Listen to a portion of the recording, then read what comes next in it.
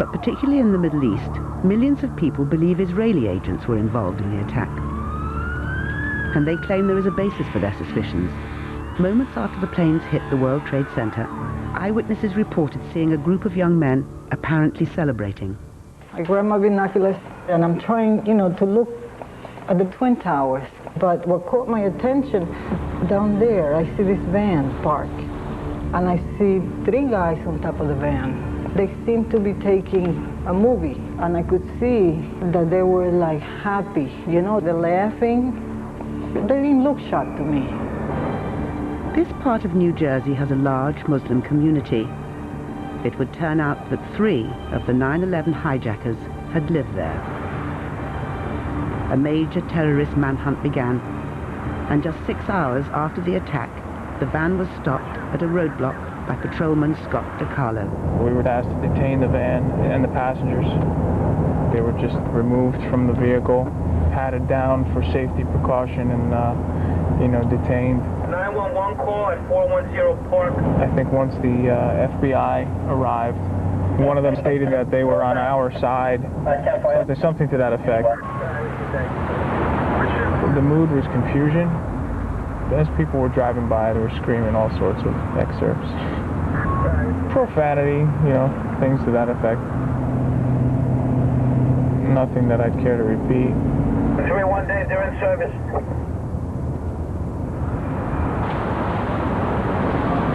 Over 2 months of interrogation began. The FBI discovered the men weren't from Al-Qaeda. They were Israelis.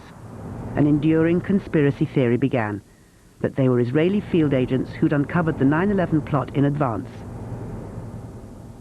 Israel had deliberately failed to warn the US authorities because it wanted to ensure that American public opinion was hostile to the Arab world. Channel 4 traveled to Israel and spoke to 3 of the 5 men arrested that day to hear their side of the story.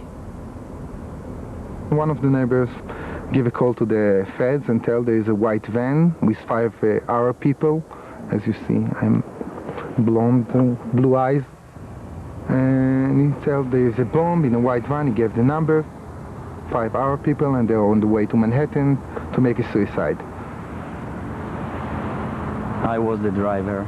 The policeman took his gun and put it in my head. Where are the bombs?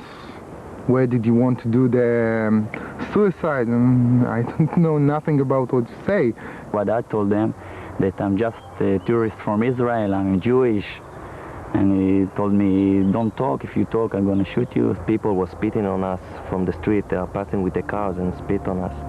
Because they thought that we are the Arabs. They was looking for someone to blame. A passerby took these photos of the police searching the van. 5 men were inside it. Some had dual nationalities and were carrying more than 1 passport. Others had flight tickets to leave the US within days. Fearing robbery, one had over $4,000 hidden in a sock.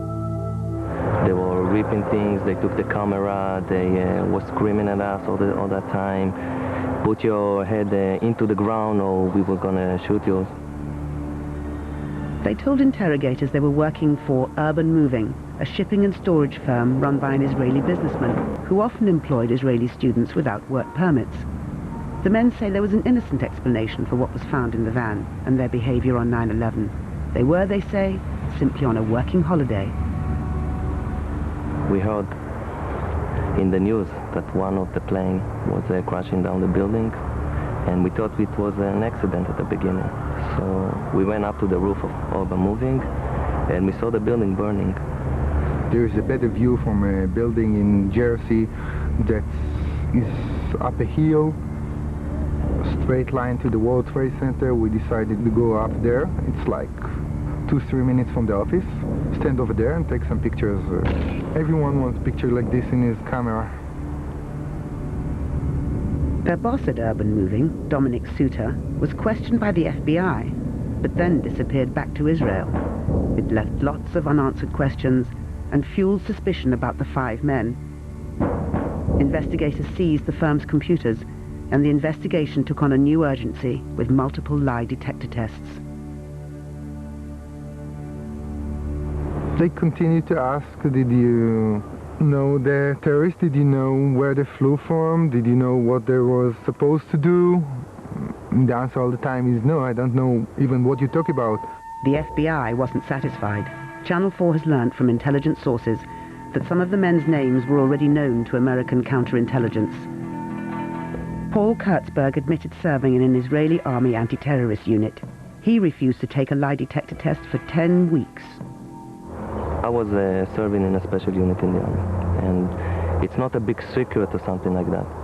But there are things that I have to keep to myself as loyal to my country. The story that the feds build is a very good story. When you hear their story, you start even to believe it inside. Okay, maybe I'm a spy. I'm sure that I'm not, but the story is so good, so maybe I am. Tuval Aviv is a counter-terrorism advisor to the US Congress, but was once a spy for Israel's secret service Mossad.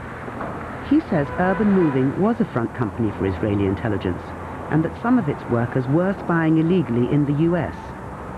Israel has engaged in intelligence gathering in friendly countries. Some of it is done with permission, and some of it probably has been done without permission in areas that is vital to Israeli interest, where large Arab communities operate and live, where there's a lot of fundraising for terrorist activities in the Middle East. That's the old undercover. This is the old way of gathering intelligence, which America has not used. If a decision is being made to put a bomb under a building during and after a prayer on a Friday night in a mosque, you have to be in the mosque. You will not be able to do it from a satellite. Sources close to Israeli intelligence have told Channel 4 that urban moving produced no information that could have prevented 9/11. But whatever the truth of the conspiracy story, it's flushed out the possibility that Israel spies on America, its closest ally, an espionage tactic that both governments would prefer kept secret. There are certain type of information and methods of collections that you don't want to share with the local host country. Systems that you use, contacts that you make, undercover operations that you penetrating other terrorist networks. Those types of information you don't share with anybody. The urban moving 5 were eventually deported to Israel for visa violations. Channel 4 understands, from sources close to US intelligence, that a condition of their release was that Israel promised not to spy in the US without permission. Then, as now, the Israeli government publicly denies it spies in the US.